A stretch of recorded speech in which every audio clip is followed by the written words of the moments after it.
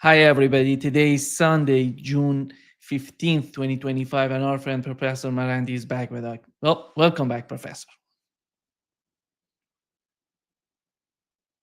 Thank you, Nima. Thank you very much for inviting me. Let's get started, Professor, with what has happened in, at the beginning of this attack, Israeli attack in Iran. Many people were so much confused about what has happened to Iranian air defense system. Why have they not been prepared to respond to Israel? What is your take on how it started in Iran?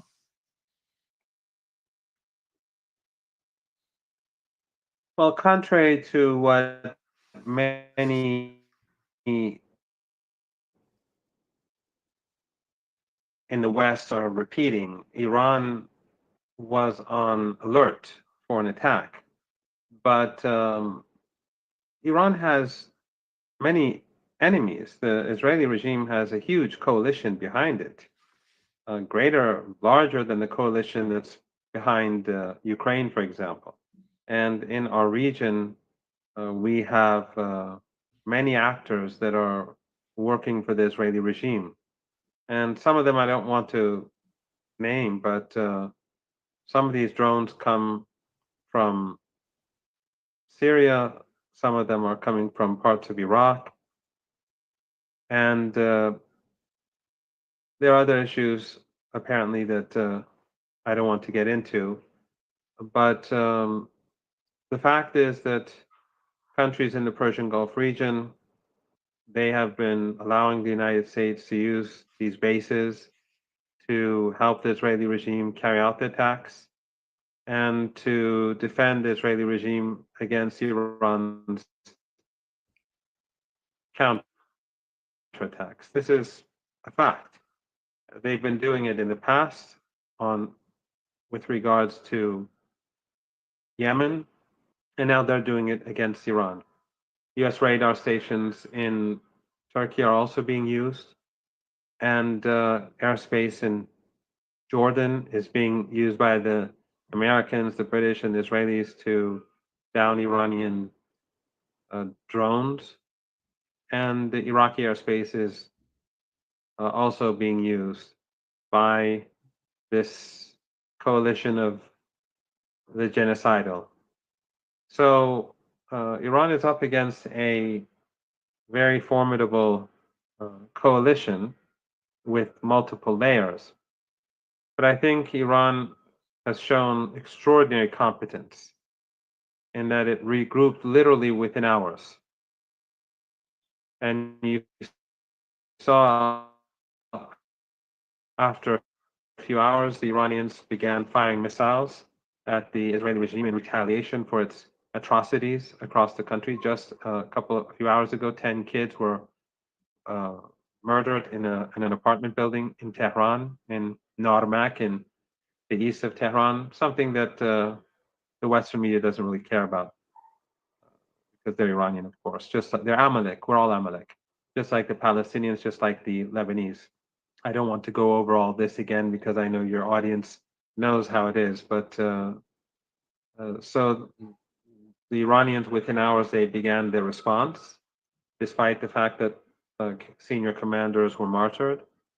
And the Iranian air defenses, after a few hours also of great difficulty, they began to function more uh, with greater power. And now it's become much more difficult for the Israeli regime to carry out its criminal acts. You saw how Netanyahu was saying he's going to burn Tehran, or his minister of genocide said he's going to burn Tehran. Just like these are monsters. No sane person talks like that. No normal person talks like that. Burn Tehran, burn Gaza, burn Lebanon. These are maniacs, evil maniacs that have the full support of the West. And that says a lot about Western leaders, Western elites, Western legacy media journalists, Western think tankers. They all see this, but for them, they portray it as somehow normal. and they're constantly trying to justify everything that the Israeli regime does. I was on Sky News, and it sounded like this dystopian authoritarian regime with lipstick on it. Uh, they try to, you know, they're they try to make it seem like it's normal, but their language is abnormal, their behavior is abnormal, their narrative is abnormal, and they're fully supportive of the Israeli regime. You know, they say, when is Iran going to come back to the negotiating table? As if it was Iran that left the negotiating table. It was the Americans who were deceitful and carried out an assault. So um, Western media is against us.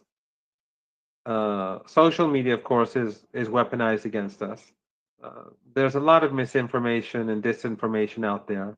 A lot of doctored photos, a lot of AI clips, a lot of clips that have nothing to do with Iran, and some of the Israeli clips that are out obviously are very misleading.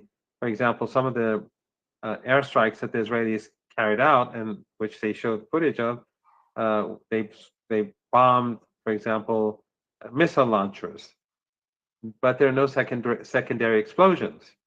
And I've tweeted this so that people could see it. These are Israeli uh, clips. There are no secondary explosions. Why? Because these are all decoys.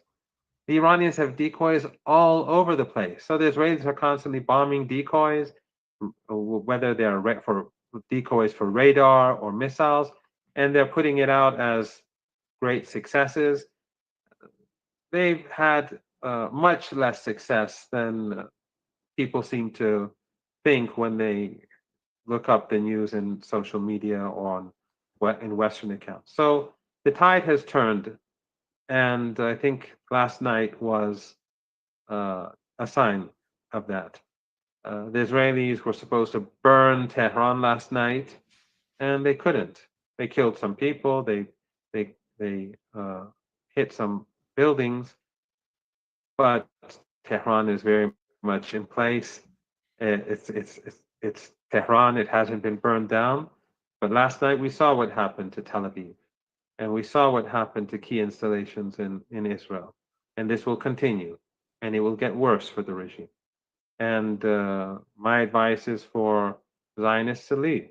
It's time for them to go back home to wherever they came from, and live a peaceful life and try to get a get some sort of re-education so that they can view other human beings as equal. But in any case, the tide has turned, and Iran is going to make sure that when the fighting stops, it has the upper hand. Looking at the way that they started this attack on Iran and compare it to what it happened with Russia and these drones that were carried by trucks, containers in Russia, do you see some sort of similarity between what has happened in Russia and what happened in Iran? Absolutely. The same people who planned the attack in Russia are the same people who planned the attacks in Iran. It's the exact same. This is not a coincidence. There's no coincidence here. It's clear that these are the same people. This was the same type of plan. And fortunately, one reason why they've slowed down the internet, and I had to come here, I've come all the way. I found a place across town so I could do this interview with you, Nima. You owe me one. You have to buy me an ice cream one day. I came all the way across town for this. But the the they slowed down the internet in order for security reasons. That's why I've had trouble with interviews. And the interesting thing is that my those who dislike me, who call me the mouthpiece of the regime, I have to go across town to find a place where I can do an interview with you. I was a mouthpiece. I should have good internet, but anyway. So they've slowed down the internet in order to deal with these drones, but we are seeing the effect. We see a sharp decrease in the drone attacks and far greater effectiveness of anti-aircraft and anti-drone units.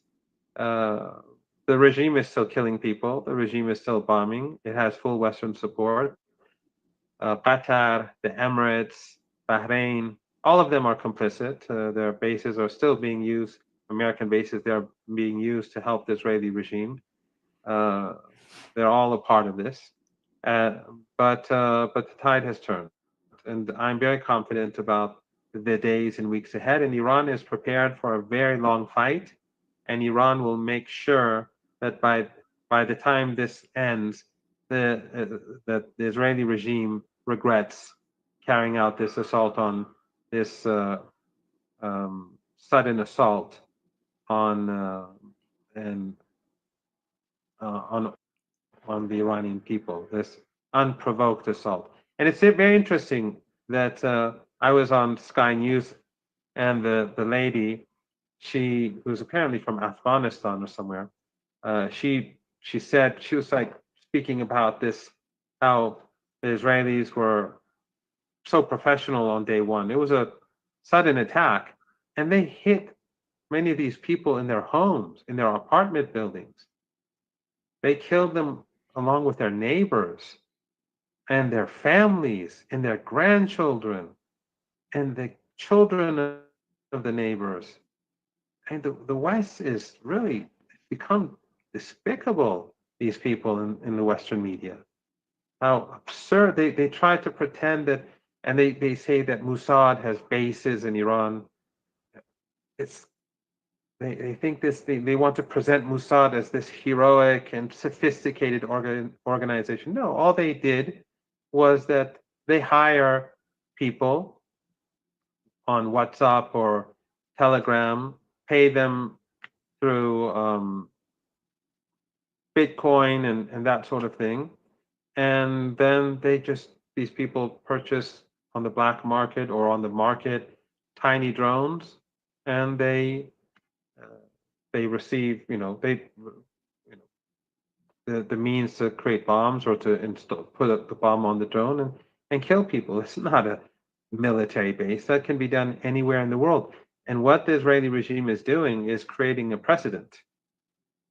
So from now on across the world, we're going to see just what the Ukrainians did too. You are going to see greater insecurity across the world.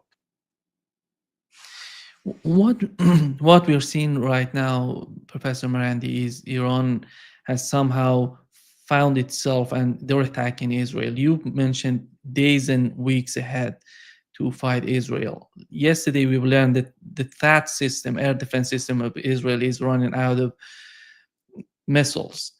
And how capable, what is the estimation on the part of the Iranians on the capabilities of Israeli army?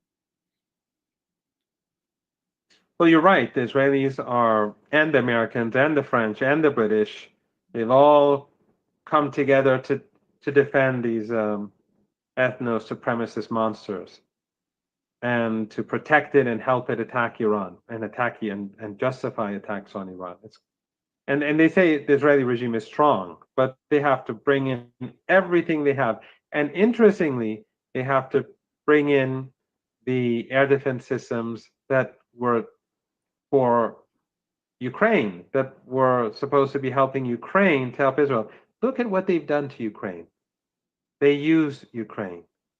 They destroyed Ukraine. They've ruined its future. And now they've dumped it for the sake of this genocidal, monstrous regime.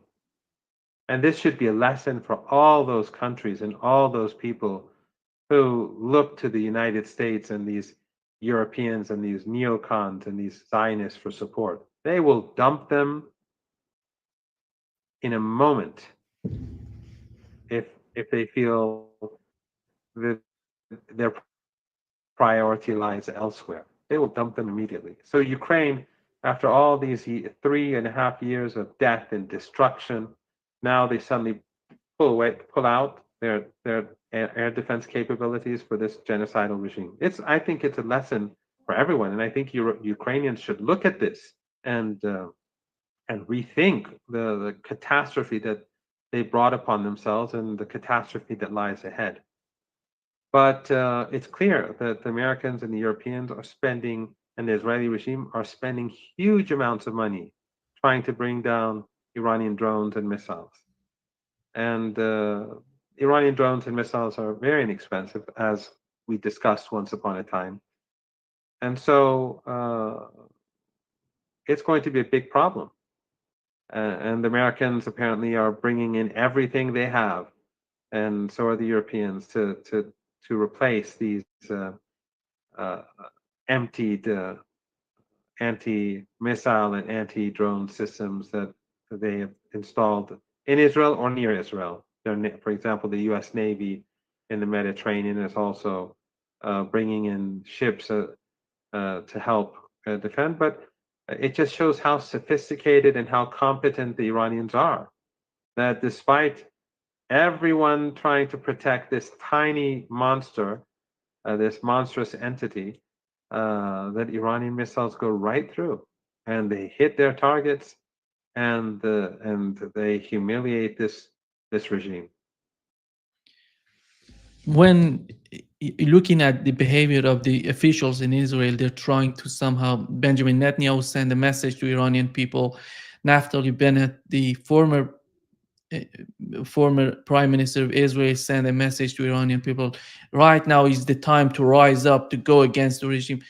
Do you really believe that these people would believe the things that they're saying? It's somehow laughable when you look at the way they're talking. They don't know the Iranian people, in my opinion. They don't know how proud these people are to their traditions, to their culture, to their values.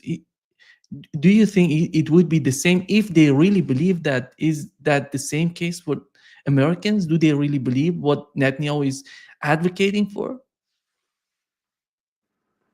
Nima, they internalize these narratives, and so do these journalists. Again, I was on Sky when I was on Sky News. The woman can't, in 10 minutes. She and the previous guest, they said Iranian regime like 20, 30 times, and she was, I think, in near Tel Aviv or somewhere. They internalize this, and then the Israeli government, or they call it this, the prime minister, but in Iran it's the leadership, it's the Ayatollah, the regime, and that sort of thing. They internalize it, and they come to believe their own propaganda.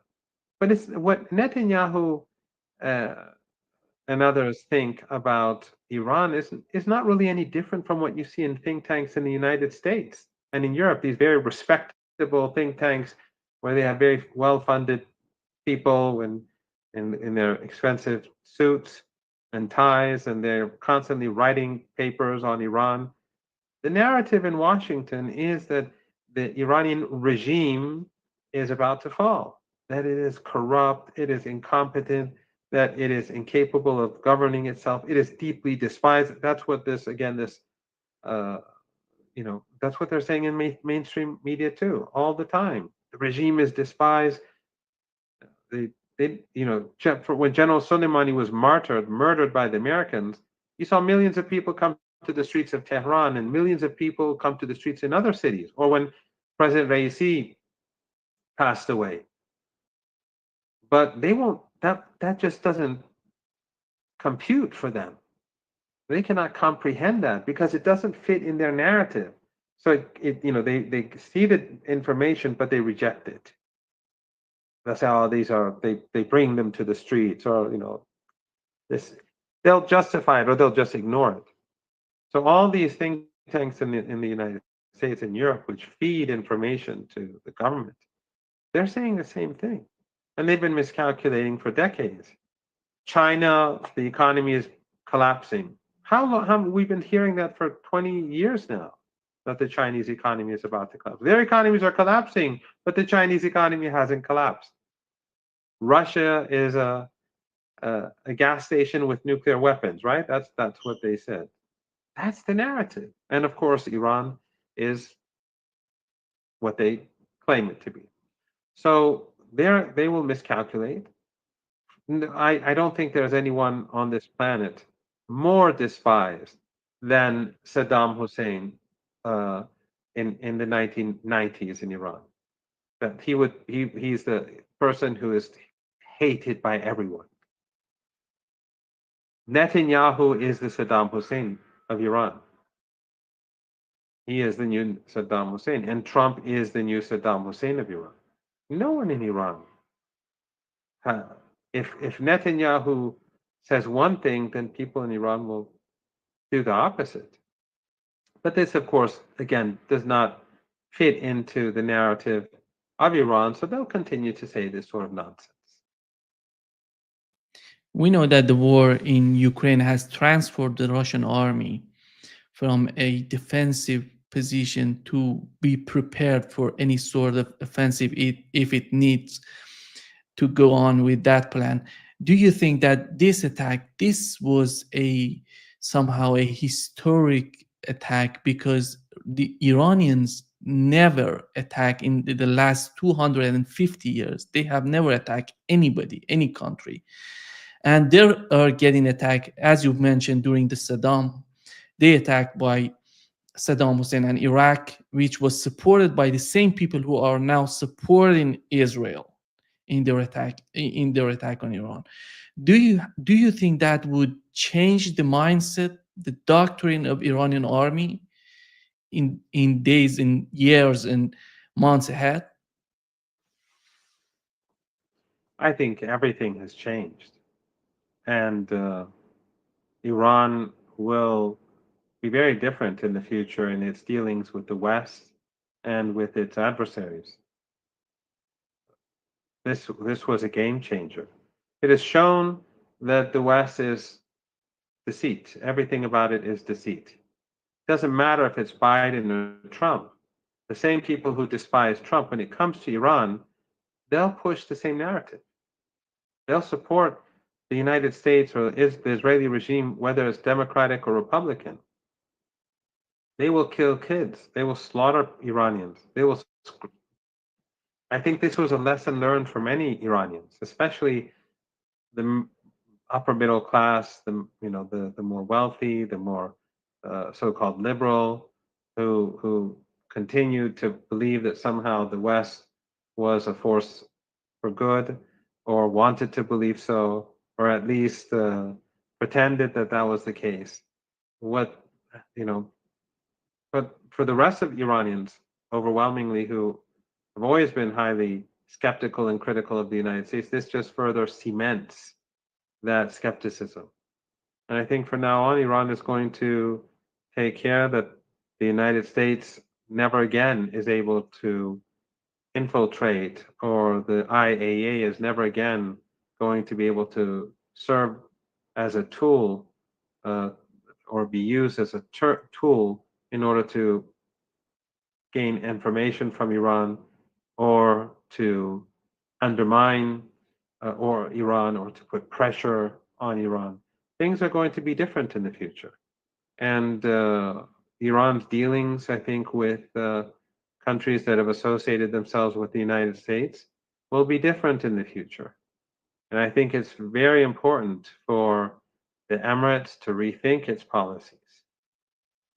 It's very important for Qatar to stop supporting the United States this way. It's very important for the regime in Bahrain and Kuwait and so on to be very careful about their conduct, because ordinary Iranians see them as complicit, and the pressure will build on the government to respond. People are being killed. And so the dictator in Qatar, he has to make calculations about his own future. He has to be very careful. So do the dictators in all of these tiny regimes. They have to be very careful. People in Iran have been killed. They are seen as complicit by many ordinary Iranians. It is only because the state wants to preserve stability in the region and in the Persian Gulf in particular, for the sake of humanity, for the sake of everyone, that it has been behaving in a manner that we see. But the pressure is building.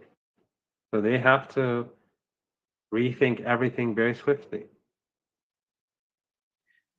Do you think that this is the end for Netanyahu and his administration? For such a long time, they've been somehow manipulating each and everybody in this on this planet to go against Iran. This is the final goal of Netanyahu. This is the end game of Netanyahu. How do you find it? Yes, the only real enemy of ethnic. Remember, as we speak, all of the countries in this region are doing business with the regime. They're trading, they're selling fuel, their ships are going there, they're purchasing goods from Israel. Many have embassies as this Holocaust has been going on. The complicity is extraordinary. And the reason is, of course, because of the deep influence of the United States and the West in these countries across the board. But I think that Netanyahu has single-handedly destroyed Israel. The last 20 months, the last 20 months in particular, have been one catastrophic mistake after another, one miscalculation after another. He, as I said once or twice before in your program, he being the genocidal maniac he is, and his people, they should have, if I was a sinister person like them, God forbid, I would have said to slaughter for a couple of months, keep spreading the myth about beheaded babies and rapes and all that, all those lies, and that the Palestinians killed all those Israelis, and we now know that the Israelis killed hundreds of their own people.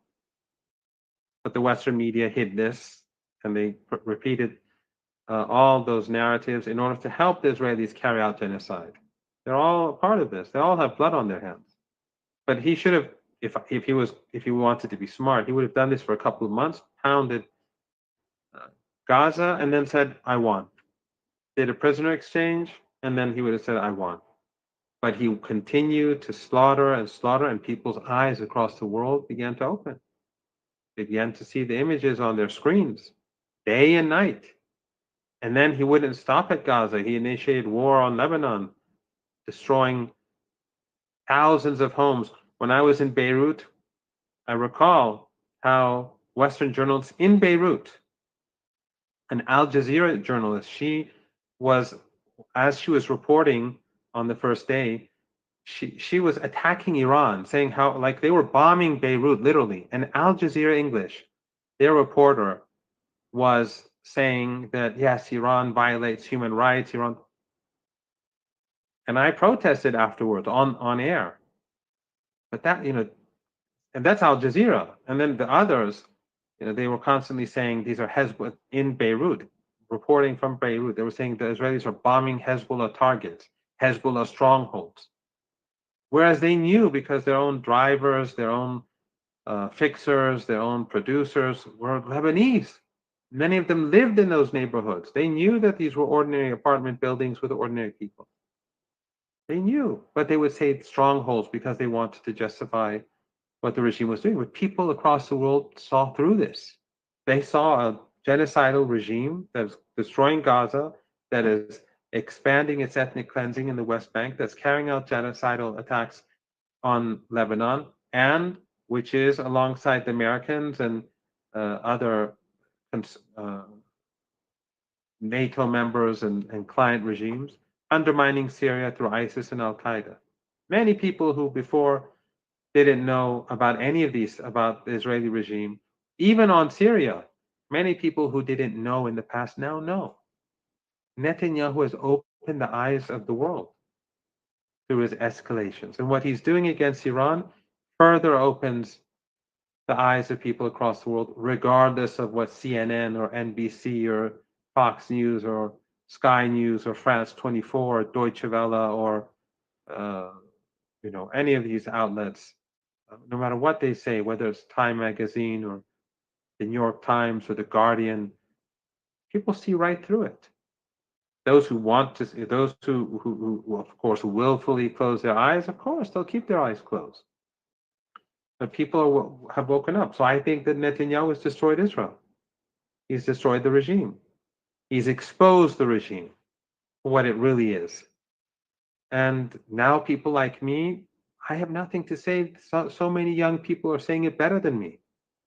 When I watch young people in Europe, in the United States, young Jews speak out against this fanatical regime, I'm so impressed by their eloquence, by their dignity, by their honor, by their morality, by their courage.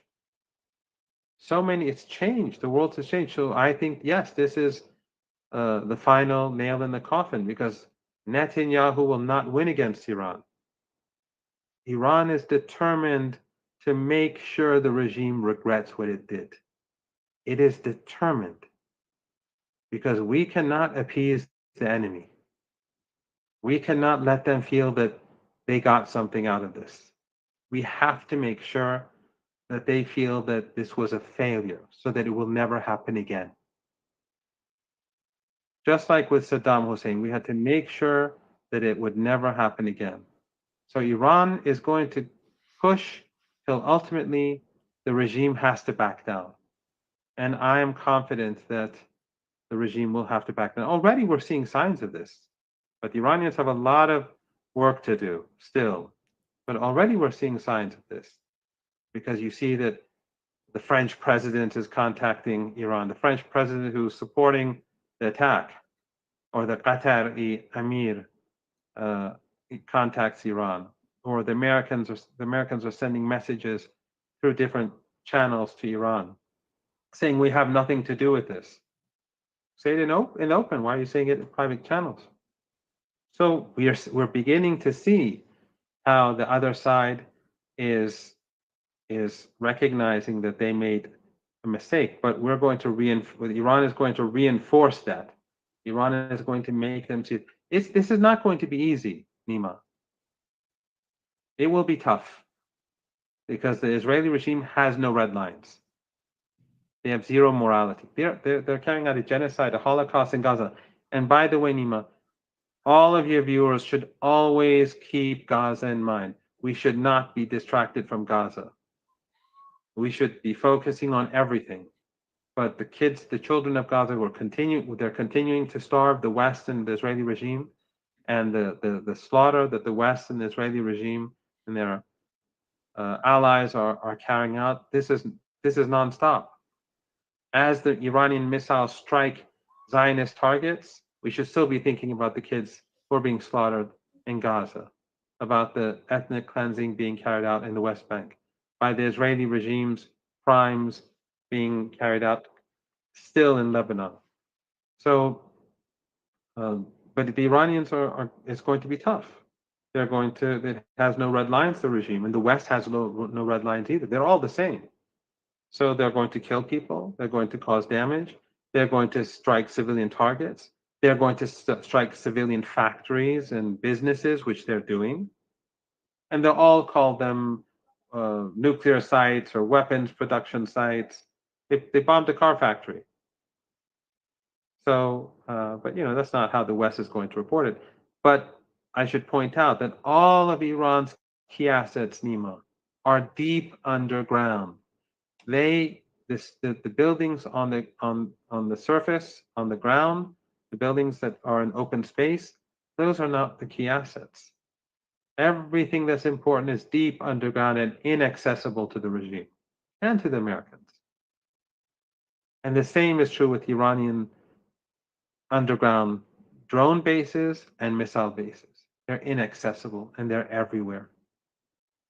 And Iran has decoys all over the place. And these decoys, they're real cars. That's how it works. I don't I don't want to go into detail, but they have a very sophisticated system. So when the Israelis think that they're knocking out one launcher after another and one radar system after another, a lot of them are just decoys. They have had successes with radar and by murdering people. They have had successes, but not the sort of successes that many people seem to believe. One of They're the, losing. yeah, we know that they assassinated Iranian scientists in this attack in the initial hours of the attack in Iran. And I would wonder how the Iran's policy toward the communication with IAEA would change, as we know they provide Israel with a lot of information on Iranian nuclear program, including the scientists who are involved in this program. Well, there's a big debate going on in Iran. Many people want Iran to leave the NPT, and there's no doubt that Iran's cooperation with the NPT, with the International Atomic Energy Agency, is going to decrease significantly, and I think the relationship is irreparable. After all, the head of the organization, he refused to condemn the Israeli strikes on the nuclear program. Strikes that threaten to create an environmental catastrophe where people can die as a result of radiation leaks, hypothetically. He refused to condemn it. This is what we're facing. So I think that, as we were discussing a few minutes ago, Iran's relationship with the West is going to change fundamentally. And it is the West that is going to have to rethink its policies towards Iran. It's the West that's going to have to come to terms with the reality that they don't have a winning hand in this conflict. And as the Israeli regime flounders, as we saw last night, and as we saw the very limited strikes that they carried out on Iran in comparison to what the Iranians have done over the last 24, 36 hours, they're going to, while this is happening, Russia is making advances across Ukraine. And the Chinese are developing their high-tech industries. They're doing research and development. They're working on AI, and the Americans are busy bombing people and killing people and supporting racists and ethno supremacists. So where is that going to lead the United States? Where is that going to lead Europe? I think just as Netanyahu is about to fall, and he's reached the end of his rope, I think that Europe and the United States these are all catalysts that are speeding up the decline of the Western Empire, of the US Empire, this very, very evil empire. If you remember, when before this happening, all of this madness happening, we talk about Israeli attack on Iran, and people who were experts, they were arguing that this would be a decapitation mission, this would be a so-called regime change mission in Iran. It seems that they somehow thought by killing the Iranian commanders they can change everything in Iran. And because they know, I don't know how much they know about the Iranian population. As I mentioned earlier, Iranian unity is increasing drastically by these attacks. And the killing of the assassination of these commanders would bring even more of these people together. And how is that going? Do you think that the way that they have been responded in the last 4 or 5 hours with the response from Iran to Israel, do you think they're changing their mind, or they're going to double down? I don't see the United States. It seems that following the mainstream media, especially Fox News and these people who are so much hawkish about on Iran and Russia, they somehow said that the experts saying that no, the United States is not going to go and participate in directly. We know that they're behind. But how do you see the policy? How do you see the vision? How do you see the outcome of this sort of attack? That they felt somehow they can do so-called regime change in Iran. You know, in the 1980s, when after the revolution, and people have to understand that this revolution was about sovereignty, dignity, about making decisions inside Iran. Iran before the revolution was a pawn.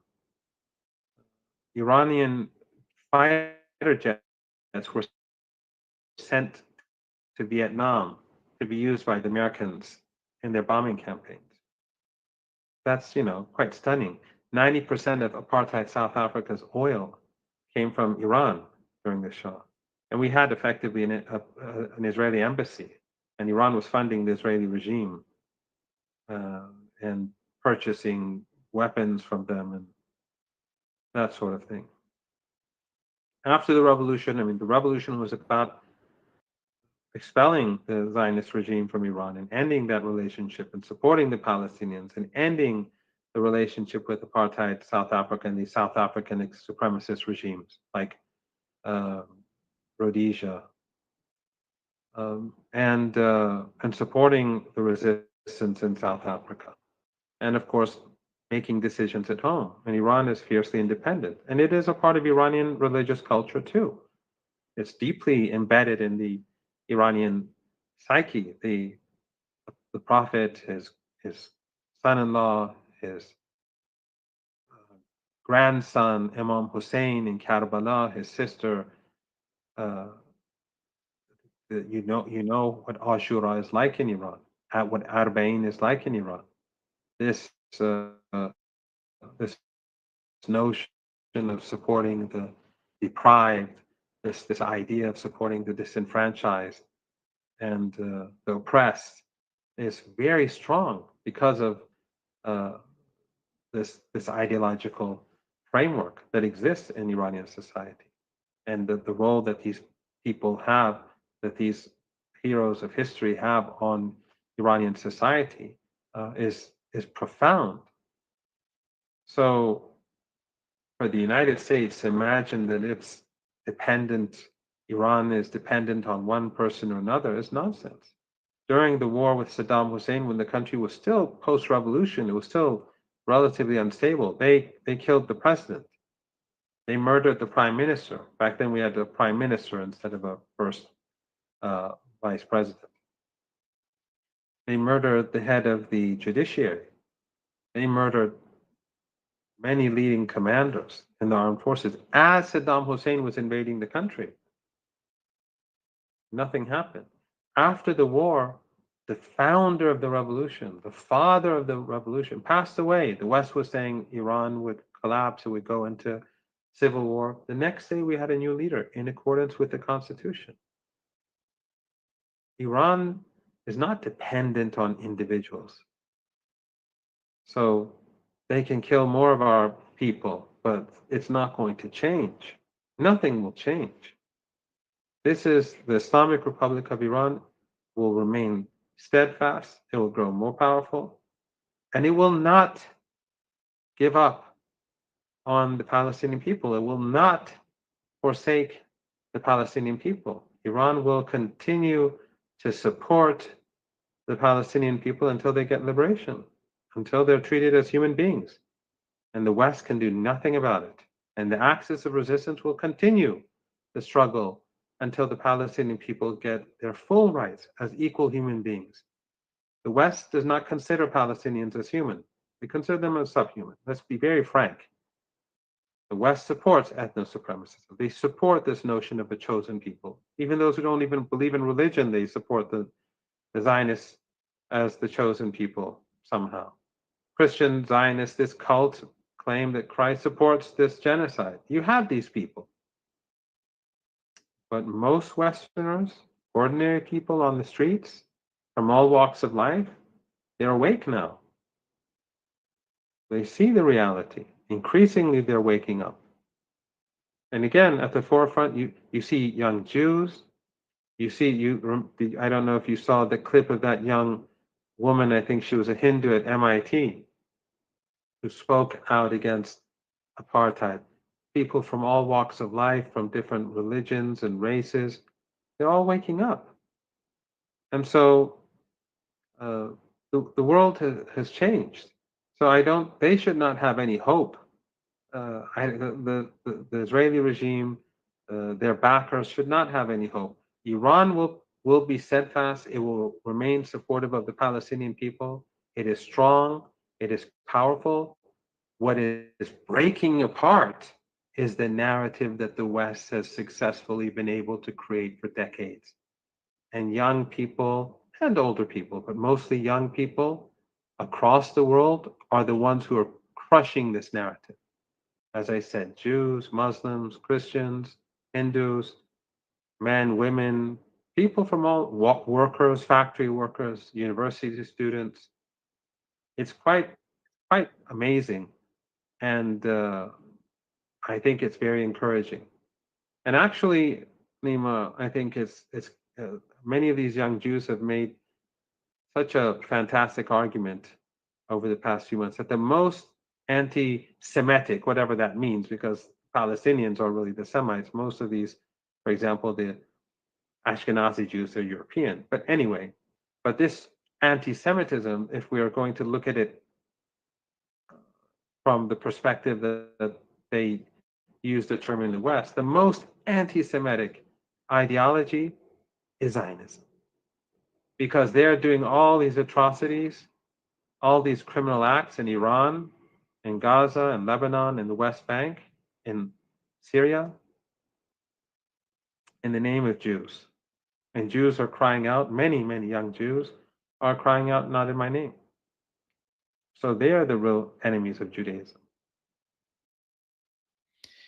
Professor Marandi, before wrapping up this session, in your opinion, how long does it take for Iran to somehow make the West understanding that the way that they started this war is not going to work for the case of Iran? Are we going to see harder attacks on Israel? Yes, I think that the Iranians are going to keep up the pressure. They're going to increase the pressure, and they're prepared for a very long war. We're prepared for a very long war. And we will do what it takes to make sure that this never happens again. And we'll make sure that the Israeli regime is so badly weakened that it will never be able to treat the Palestinian people with such impunity again. So if the regime knows what's good for it, it will seek a solution very swiftly. Time is not on its side, and Iran is determined. The Israelis and the Americans and the Europeans made a huge miscalculation. They carried out this sudden and unprovoked act of aggression and murdered innocent people, children on the streets, thrown out of their windows. Just as I said a few hours ago, 10 more children just in one building slaughtered by Trump and Netanyahu and Witkoff and all of those who are a part of this conspiracy. That they may have had some successes on day one, but their major miscalculation was that they have shown the world that they are the aggressor. And most importantly, in the eyes of the Iranian people, they are the aggressor. And that has united Iranians more than I've ever seen before, since probably the war where Saddam Hussein invaded Iran. So I think that this was a major miscalculation. The Zionist regime will not succeed, and it will probably, in my opinion, bring an end ultimately to Netanyahu's career. And I think that the regime will continue to go downhill until its ultimate demise. And hopefully we'll have a Palestine where Jews, Christians, Muslims can live as equal human beings, something that the West looks on in horror an idea that, you know, people can be equal human beings. The West is like outraged by such a notion, and we are so evil. We are considered to be so evil because we're saying they should all have equal rights. Thank you so much, Professor Marandi, for being with us today. Great pleasure, as always. Thank you, Nima. Have an excellent day, and hopefully we'll have better days ahead. Yeah.